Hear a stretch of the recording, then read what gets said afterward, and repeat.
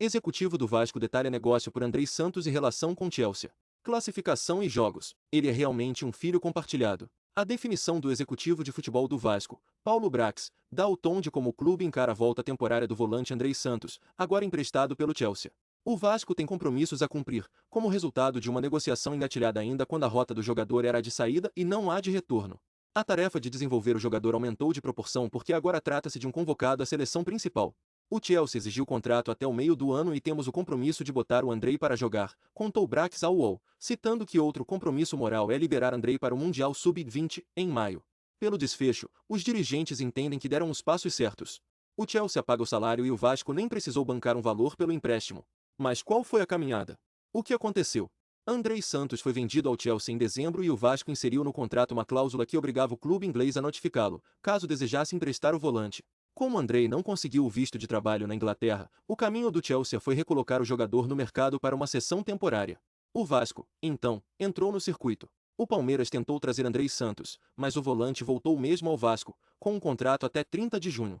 Andrei reestreou pelo Vasco no domingo, na vitória sobre o Flamengo, por 1-0. 2 dias antes, ele foi convocado pelo técnico Ramon Menezes à seleção brasileira, que vai enfrentar o Marrocos em amistoso no dia 25 de março. Ramon comandou Andrei na conquista do Sul-Americano Sub-20, em janeiro. O que diz Paulo Brax, executivo de futebol do Vasco? A inclusão da cláusula. Quando a gente fez a venda para o Chelsea, pelas informações que eu tive, também por contatos em Londres, me disseram que havia a possibilidade grande de não ter o visto de trabalho. Soube disso em janeiro. Antes de fechar o negócio, assinar todos os contratos pertinentes à venda, colocamos uma cláusula que, se não conseguisse o visto, o Vasco teria de ser notificado perguntando se queria o empréstimo. Ao conseguir o direito de ser notificado, saímos na frente na negociação. E o Palmeiras no negócio?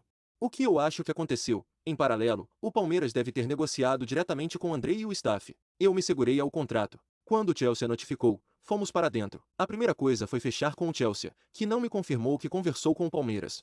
Em 3 dias, fechei com eles e aí o Chelsea deu sinal verde. Então, fui conversar com o jogador e staff. Como usar Andrei a partir de agora? O Chelsea tem algumas exigências contratuais. Não adianta trazer o jogador para não jogar. É uma via de mão dupla. Quando eu informo à imprensa que estava negociando com o Chelsea, eu disse que queria o Andrei, nem que fosse por um jogo. E domingo saiu esse um jogo aí do Andrei. Jogou muito contra o Flamengo. Quando fui conversar com o Andrei, o tempo todo ele demonstrou que queria voltar. Não temeu que o jogador não quisesse voltar ao Vasco? É sempre um risco fazer só numa linha a negociação. No Capasso, por exemplo, fomos no Atlético Tucumã e no jogador.